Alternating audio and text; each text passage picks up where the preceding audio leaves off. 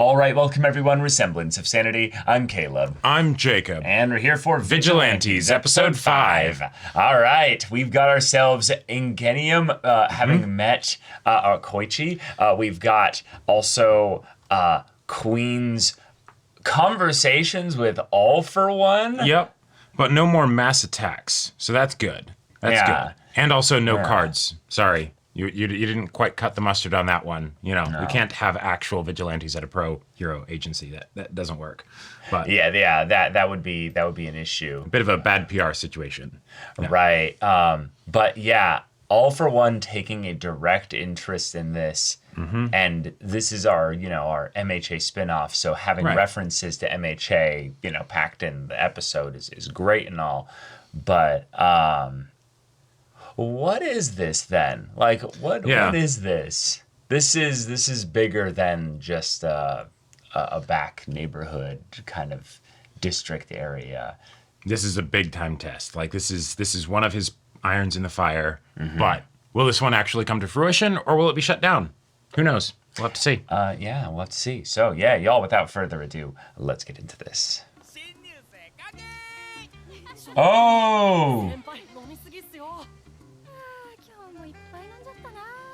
Did he get a new job? Work life may be about to clash with vigilante life.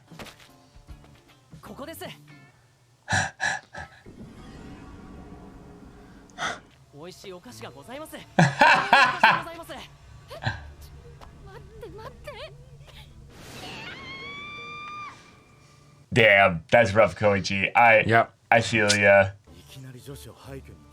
Oh my gosh. Damn. Well, that sucks. Well, okay. No telling. It's true, though. So then, wait. Yeah. Yeah. That was just a little bit of a flashback. Flashback, yeah. So we got a different job probably after that whole thing as well. Oh, they're still going on, yep. The all-night mug. And that's nice, yeah. Not quite so empty anymore. Judgement.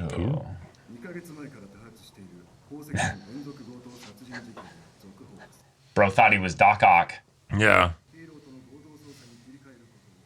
Whoa. Oh. Whoa. Whoa! Oh! Big damn hero, huh? Taking out the villain. No, I don't think that's a hero. I think that's another vigilante. Dozo. Yeah, I live here. Oh, no. You wouldn't dare. You would not. Damn. There are limits. Yeah. Oh. It's special. Yeah, of course it is. It's almost like he's the only one who lives here. Oh, okay. Okay, he's cool. Fantastic. Yeah.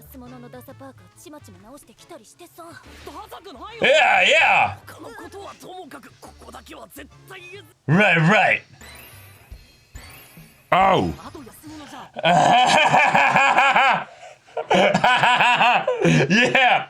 Yeah, I'll have you know. And I have all of them, yeah. So where's your regular clothes?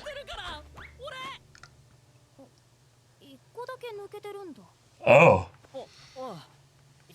Which one's that? Oh, backstory time, okay. It was like UA or something like that. Yeah. No way. Yeah, you gotta go, dude. He saves a kid.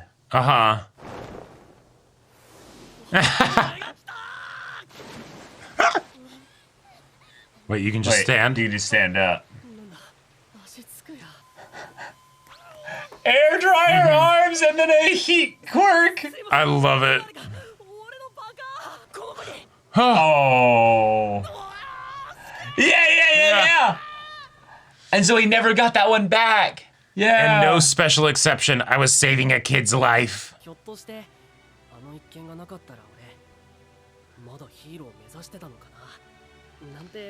He's genuinely a hero. That's the thing. Like, wow. No way. Okay. Wow. That's so cool. The theoretical, yeah.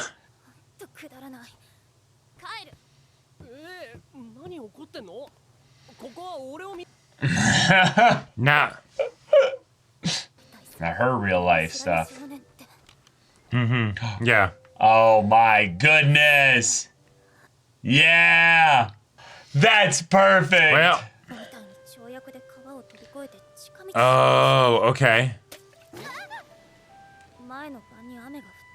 Oh.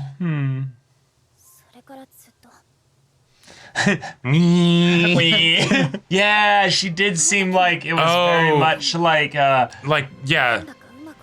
Like she warmed up to him very quickly, yeah. Right. Just gonna return it. And like secretly return it. Yeah. Cool. And he's gonna be like, "You found it?" Right. Or you didn't need to buy me one, you know? Like, yeah. Wow, it's even the same size as the one I used to have.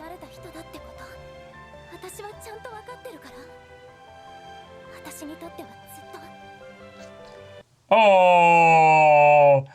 Yeah, this is so sweet. It's, you know, since I took your pudding, just figured. Oh, she gonna? No, she's not going to.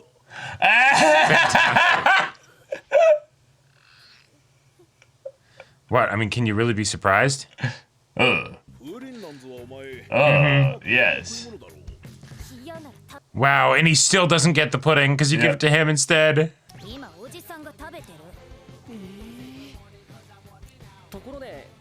Yeah, what was that all about?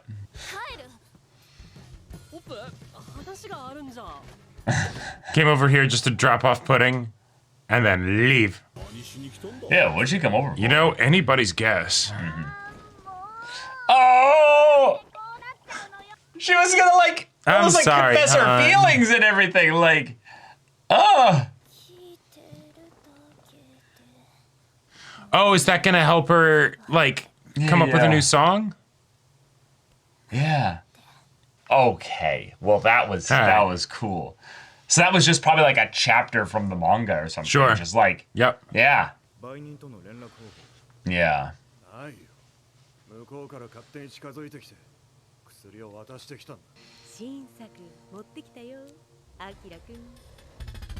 Well. All right. Well. At some point, you gotta just find someone with like a, I don't know, a stealthy quirk and have them follow. Right. But you don't come running anywhere. yeah. No. You come sliding. Yeah.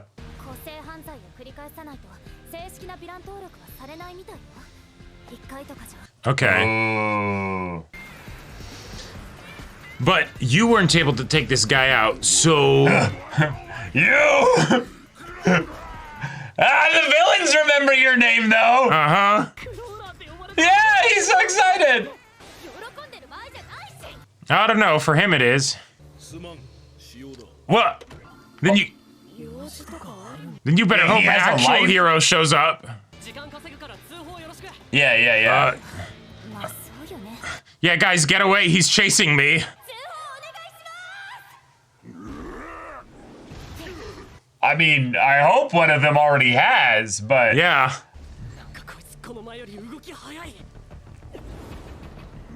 The drug's gotten better, maybe. Mm-hmm. Or he's gotten more used to it since this is his second time dosing. Of course, and there's one nearby. And it's got a dose on it. Yeah. Yeah, I'll bet it does. Yeah, his quirk would make him so annoying to try and get. Oh yeah, he's perfect bait. Uh-oh. Just like Pop Step. Yeah. The ground was uneven. And then she drops down, grabs him, and jumps out. Okay, who intervened? Oh. Our masked, Okay. warrior. Oh, you better be careful then. This guy kills. Mm-hmm. Although, yeah, you need to actually be able to pierce his hide. That's gonna be tough. There's no way this is Stain, is it? Maybe? I haven't heard Stain's voice in a while. Yeah, it's Stain. Yeah. The voice, yeah. Stendal. The name is similar to where maybe we're getting like his origin of how like maybe he was a hero, but he got caught killing villains, you know? Right, or he started out as just a regular vigilante and then... Yeah, developed a philosophy around what he was doing and started killing heroes. Right. Oh, and that can get into the moral aspect of killing villains not being as much of a problem as killing heroes, you know? Okay.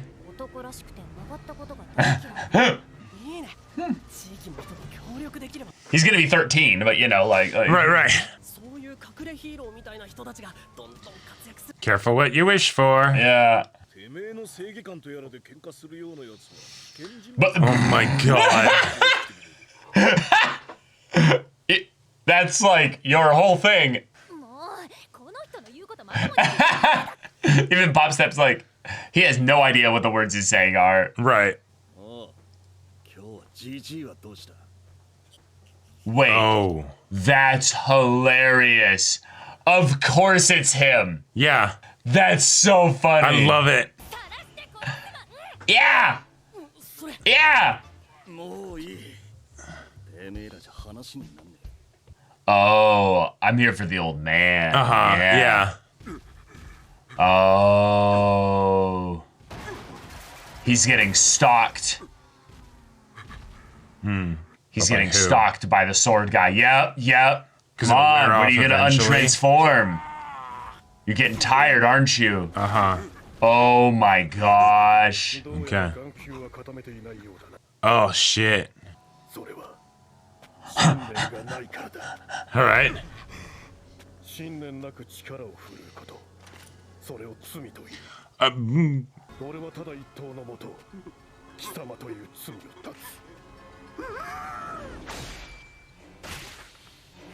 Oh, yeah. Okay. That sounds like Stain. All right. Cool, that's fun development. Oh, hi. Now the thing is, Oh, you might get more than you bargained for if you try and make a deal with him. Yeah. You know, people who get into fights based on their own sense of justice are dangerous.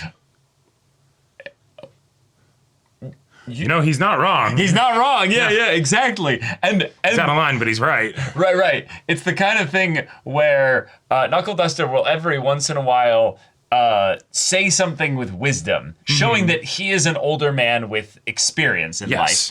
But his self-awareness is absolutely it's in the negative. Dumpsters. Yeah, like it's not even zero. Like, yeah. It's not even negative enough though to circle back around to being some form of self-reflection. Right. Yeah, know? It's just okay. But as far as a bit and like a bit, both a joke gag, but then also a way to the episode. Yeah, the theme of the episode and a way to give on the nose commentary about the concept of being a vigilante and all that stuff. I like it. Yeah, because it's not just the vigilantes. It's about you having your own sense of justice of what you need to do in society and then acting upon it independent of the rules of society.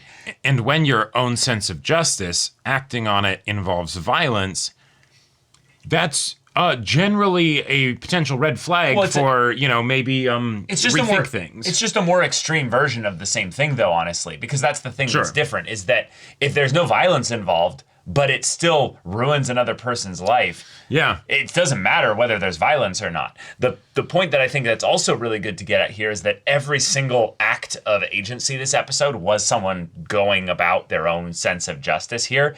Even to the point where Koichi decided to save someone in the little river water thing. Yep. Didn't need to be saved. Right. She was actually completely fine. All she needed to do was stand up. Yep. And she's fine. Yep. Now, because you did that, you lost out on being a hero in society. Right. Most likely. That might be hyper dramatizing the impact of not showing up for an exam, but hey, I don't live in Japan, so I wouldn't know. Right.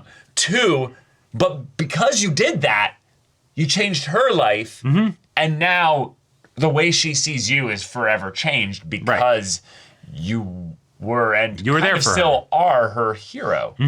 So that's really cool. But then, we've got this new character, Stendal. Yeah.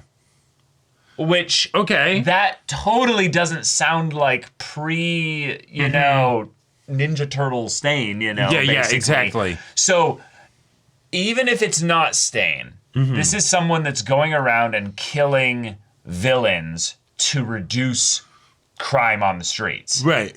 Which is cool from a story standpoint because we just addressed the Batman problem of, oh, wait, didn't we catch and get rid of this villain? No, you didn't get rid of them. Yeah. Obviously, you didn't say that, but I'm making the point that, if you don't actually, kill them, there's a chance that they're going to come back. And the thing is, it was even one of those situations where, quite frankly, I'm glad that guy had a chance to come back because his own free will was robbed from him, right? Oh, yeah. Now, you know, the fact that it happens a second time, society probably won't look as kindly on that, regardless of whether it's something where he was just tracked down and, you know, forcibly injected, or whether he was going back to her to get another hit, you know, right? We won't necessarily know. But the idea, that is a consequence of the current way that the system works, right? And, oh, hey, this guy going around killing people, yes, they're not going to be able to continue to do their thing. The dude that the two, you know, delinquent coded, you know, fans of Pop Step, you know, were like, hey, you know, you should meet this guy. He's really cool. Well, he specifically wants to meet them. He wants to meet them. Yeah. No, he is an absolute monster, right? Like he is a horrible, horrible person. The kind of person where, Stendhal going after him, you know, I'm not particularly upset about that, but, you know, like Stendhal is still someone who needs to be stopped, right? It's he goes beyond just being a vigilante to being a serial killer. Well, right, but that's just accidentally more successful than the other people, right? Like, sure, yeah. Like he's not just using violence in the same way that they use violence to stop, you know, villains, right? Well, okay. Technically, I'm being devil's advocate, but the point I I think that's really cool here is that they are doing the exact same thing Stendhal is doing.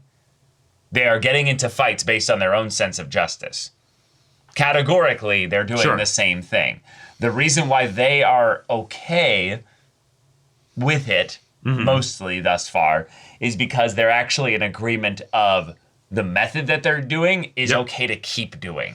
Right. But all it would take is for Knuckleduster to get into a fight that gets so dangerous and so close to him losing his own life that he has to kill the other person, otherwise he's going to die. Right. Now, we aren't going into that situation yet because we're in the beginning of the story. We don't have to get that morally gray here. Right. But we can explore it with another character who clearly does not have any threat from from people. Exactly. He's just stalking the person until, you know. Yes, and he was... And, you know, he was stalking him. Like, also not doing the research, right? Like, you know, granted, I don't think that guy would necessarily care, but maybe he didn't know. But either way, this dude is someone who theoretically could be harmless if given the chance, right? And, oh, hey, now they're in pieces, right? Right, yeah, and this is where something is kind of fun here. Stendhal could be categorized as a hero. He could actually have a hero license. And this is the part where I'm really excited about this, is that right now, Stendhal, as we know him thus far, We don't know if he's a licensed hero. Nope. We don't know if he's a villain. Nope.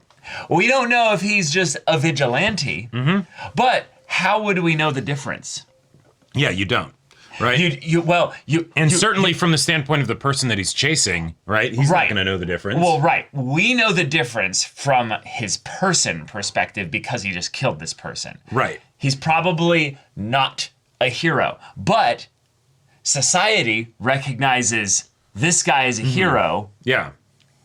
If he has the license. Yeah. Society recognizes him as a villain, though, if he got caught doing this. Right. And until either of those has shown there, he could be anything. He could be anything. And one of the other things that I think is important about this, so he is that closer parallel to Knuckleduster, right? With Knuckleduster is a step away from this guy, right? Step away. Step away. Yep. But then let's take it to Kochi and Popstab. Sure. Koichi has not actually fought anybody. He strategically runs around them in a way. Exactly. He strategically acts as bait to get them to chase him instead of other people. Yes. There is no reasonable way that someone could look at him and say, you are doing evil or harm something to like society. That. Yeah. If anything, they might say, you're leading them through people that are on their phones. You got to be careful about that. The part that I think where they could get into this is that when you use your quirk in a situation that clearly requires a hero, and you're not yourself intentionally taking effort to get a hero. You're effectively jeopardizing the situation. You're making the situation potentially worse. Right. And I think that's probably where it's the kind of situation of you're supposed to let the police handle it, and then by extension the heroes. And that's where then there gets into the actual good reason for vigilantism, right? Because it's you don't want to be Knuckleduster or, Stendal or whatever, right? But obviously, right. Right. Yeah. But effectively what Koichi is doing is but I don't just want to do nothing, right? I want to help. But I want calling to do a police something. isn't nothing. But that's what the argument that those people would use. No, totally. But the police aren't here right now, right? Right. They have to, No, but it's the element of with obviously not doing violence or murder or things like that, right? Yeah. But does there come a point where acting on your own sense of justice because it's not the societal sense of justice rather than because of what the actions are, that's the actual thing that society has an issue with. And I'm playing devil's advocate to get at what I think are really very interesting deep themes within this episode, and that is that in a lot of ways what Koichi is, as I've jokingly called him the friendly neighborhood crawler man, he is the concerned citizen basically. Right. But doing that is dumb sometimes. There is times where you have to know the difference. Yep. People who get into fights based on their own sense of justice are dangerous. The operative word there is fights. Yeah, not whether or not you are the one fighting, just getting into that fight. Yeah, exactly. Just because someone pulls a knife or a gun or out their quirk or whatever, doesn't mean you jumping in makes the situation better. Right. Your life's valuable too. Yes. And also, just because, the other person's life might be in danger, you don't know necessarily how things will escalate until it then becomes a fight. And then if the person gets scared or freaks out because they're like, oh, you might be a hero and you're gonna whatever. Yeah. Then they freak out and they start shooting. Every self-defense expert will tell you that the best self-defense technique in a fight is running away. Every single one. They'll be like... They might say tool in the eye first. No. That's about it. That escalates necessarily. So, if someone's, threatening you with a fight, first thing you do is run away. Yep. If you cannot run away, then we'll teach you the actual self-defense stuff and things like that. But the point is, don't get into a fight. Yeah. But if you then are in a fight and you're doing it because you're like, but my justice demands it, that's why I'm doing this. I'm forced into it because I can't get away. Oh no, you're the kind of person who's gonna end up with scars all over his face and body and, punches people way too quickly. Yeah, right, because there's that element of where even though this is the exploring the shades of gray within the MHA society, right? Right. It is also still the rose-colored lens where people don't die unless you want them to. you don't have to think about you run in and are like being bait for the rampaging, juggernaut, and people get squished as they run by. Well, no, that could be happening, but our main characters are they're safe. It's the thing of where until the story wants that to be a thing that could actually happen. But yes, this is a quirk-based society where every single person in this world sends the exceptions like Knuckleduster don't have do have a quirk. Yeah. So, people have the if there's a kaiju person walking through the city, it's not as immediately like, people are going to die in droves. It's not that bad. But that was the second half of the episode. Our first half was really fluffy and sweet. Was really sweet, yeah. Now, we get a little bit with Koichi being in his transition into college, basically. It seemed like he worked at a place with a bunch of people and ended up having a party, and it was probably in some ways also celebrating the fact that they're going to be going into, university or what have you. Right.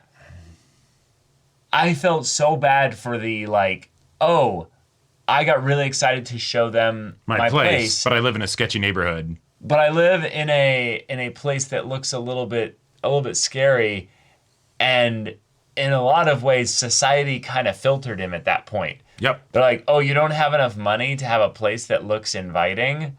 Sorry. Oh, well then you deserve to have all these rumors thrown at you. Now, to be fair, you shouldn't grab someone by the hand and pull them into a place that they're uncomfortable with. Oh, totally. But it's the reasonable things that could reasonable things that could go badly in a way that isn't actually totally problematic, because you've all been drinking and having fun. It's like, come on, this place is great, and then it's gonna be fine. No, it's the kind of thing though where I actually am wondering, were those people actually friends, or were they just coworkers? Because I get the vibe more that they were just coworkers. Yeah, it felt like coworkers, and it's the one of those interactions where, hey, this could be the start of a friendship. Right, because the other guy called him the new guy, but so he works currently at a conveni. Yeah, which you wouldn't really need that many coworkers in a conveni. So I'm guessing this was a previous job, and also then by extension, he probably quit that job because of the social bullying. Which, if you think about it from the standpoint of it being something where it's like, you don't have money to get a place that's inviting, and now we're going to filter you for that. Hey, and now it's, even more so, he has to take a job at a conveni, which isn't exactly going to help him get out of that place, right? No, it's really rough because, he's obviously still in school. He's still trying to do what he can there, but I just felt really bad for him, but again, it was one of those things where he has these moments where he's transitioning to a big next step of his life, and he kind of I don't know. It seems like he demonstrably inserts himself into a situation where it might have been better for him not to do anything. Yeah, that's a very cold perspective, but I think the kind of the splash of cold water, or the hard pill to swallow, basically, is that if he didn't do either of those things, his life would have been so much better. Right. Yeah.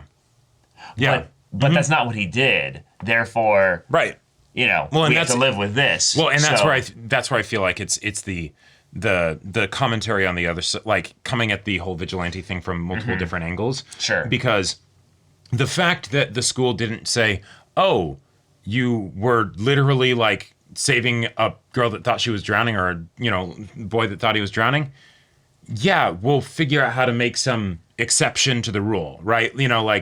There's a different, you can do a makeup test or something, who knows, right? Like, oh, we've heard that excuse 1,000 times, or what have you. Yeah. This is the picture of the person, They didn't take pictures. No, right, but No, totally. This is a contrived as hell thing of him saving a person, so it's a contrived as hell situation that it ruined his chances and stuff. But it is as simple as, no, you showed up late for work. That's basically what it is. Yep. You show up late to work on your first day. Society was not allowed, was not willing to adjust to his personal sense his of justice. personal circumstances. Yeah, and that's true. Right. In a lot of ways, that's the point. A lot of ways of society is that it doesn't really care about your personal stuff. Or what's going on with you, and that's going into that same commentary that MHA went into with the idea of people being labeled as villains because they were different, right? So I like that that's being gotten into more here. Yeah. The fact that that's something that is being explored for the protagonist, that makes me hopeful that it will continue to be explored. Because I like the idea of that. Of course it's going to continue to be explored. Yeah. But Yeah. But okay, Knuckleduster, where do you go when you disappear? I thought for a second that he was going to be the next person that Queen was trying to bait into being like a rampaging target, and he was going to be like, haha. Nah. I think there's something he's not telling us. There's something that he's doing that's a completely hard to impossible to predict thing that he's doing when he disappears like that. Sure. So, also given the fact that the other guy, what's his name? Soga or whatever his name is. Yeah, blue hair guy. He was clearly looking for Knuckleduster. Right. Why though? Well, I feel like revenge would be a pretty straightforward one. Well, right, but he would want revenge on Kochi too. What the fuck? Well, Koichi wasn't the one who beat the shit out of him, but no, but Koichi was there and totally helped make it happen. Yeah, the thing that I was thinking when I saw that Stendal had his picture is that maybe Soga knows that this dude is after him, and he's like, "Hey, can you help me beat this dude?" I'm scared for my life or something. I think it's just as simple as Stendal has info on who has raged out with the trigger quirks. Sure. And their trigger drug. So that also, if we want to have some theories about Stendal, other than him just being Stain, as a theory, most likely is, but we'll see. That kind of info is that's really tough info to get, I would say. That seems like the kind of thing that wouldn't be possible unless you had a connection to the police or heroes. Right. Yeah, I'm not sure. Right. It's so do you think Stendal is actually a hero? Licensed and everything? There's a part of me that wants him to be a licensed hero. Yeah, me too. I feel like that's more interesting. The idea, so going into the idea of how vigilantism can go badly because, unregulated, right? Even though you have people like Koichi, who is about as pure-hearted of a vigilante as you could get, right? Right. Then I feel like, fair's fair. Let's also see that from the standpoint of the heroes, right? Yeah. You have the heroes like Ingenium and All Might and stuff where it's they are icons. Awesome. They're icons. Yeah. But you could absolutely have Stendal be a hero as well, right? And his thing is just that he does off-the-books jobs where he just goes into towns at night and he finds low-level criminals and he just murks them. Right. And it could also be a thing where, given that Stendal doesn't necessarily have to even have a quirk, because he could just be like Knuckleduster and he's just a vigilante person doing this. Reason why I think he's potentially not, though, is that he casually, confidently walked up to somebody with a quirk that would actually hard counter blades and weapons and things like that, and was just I've basically had the I've done this many times before kind of thing. Also, the thing for me personally is he was too kitted out.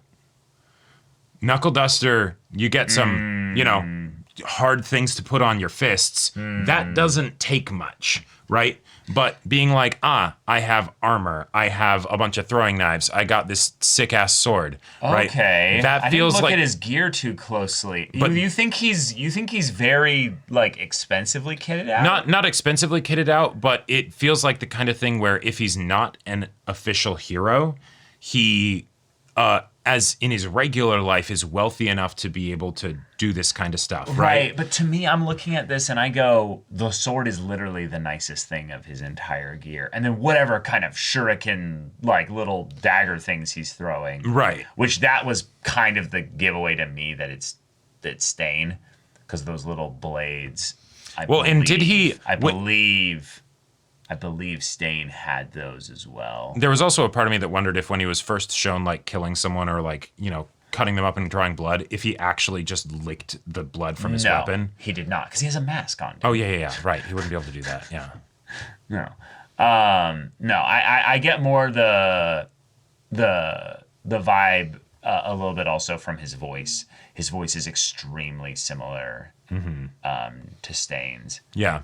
Also, gotta say, it is satisfying to me to see in a show of superheroes where someone has a bladed weapon and it actually causes dismemberment. Because that's one of those things of like, yes, you have like, Wolverine or things like that. And it's like, their hero work would be a bit difficult. messy, generally. So, Yeah. yeah. Now, Queen knows about Stendal, which is, that's fun. Yeah. That's fun. Yep.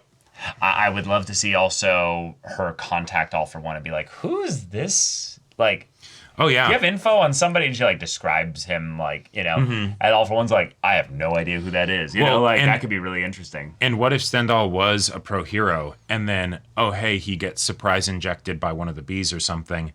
And then as a result of that, it's like, oh my God, all these people have died, and then some of the other stuff comes up of people that he's killed. And it's like, yeah, I was injected with stuff. I wasn't in control of myself. Right. It wasn't me. Yeah. Oh. A good actual thing to go off of with that is, let's say he is a pro hero, right? He gets roided out and everything like that from his quirk. His quirk has nothing to do with this, and it's actually that this is his vigilante outfit. But as a hero, he's a completely different. Oh, sure. Like he doesn't even use swords or anything like that. They could also do that. Yeah. Like that would be how he could hide out. And so Right. people would be like, yeah, we're looking for this vigilante with swords and everything. And he's like, I'm just a simple salaryman, hero who I'm helps actually out. in the support staff. Yeah, I'm a support staff person or something. Yeah. Mm-hmm. Yeah, and there'd be nothing to tie it to his quirk because there's no quirk being used necessarily. Well, or if and- there is, it's not evident, Right, and that does also get into the whole thing of like with Knuckleduster and Aizawa and being like, you're actually this is the police's jurisdiction, because Right, it's because not- you're not actually using a quirk, so you're not a villain. I don't need to deal with you. Yeah, If that's a good distinction to make also too, just to know Right. for us. Yeah, But if you had someone who was able to conceal their use of the quirk, that could get into real funky territory where then it's the who goes after him, who doesn't. Yeah, true. But all right, y'all, thank you so much for watching this episode's reaction and discussion. If you want to see the next episode's reaction and discussion right now, though, go check out the link in the description below for our Patreon. You get an early access there. You can watch full-length timer reactions there, and all this comes with Discord access, so you can chat with us in the community there about this show, about anime in general. Also, be sure to check out our Twitch channel. See if any of that interests you. We'll see you there. But until then, we're Semblance of Sanity. I'm Caleb. I'm Jacob. And we'll see you all next time.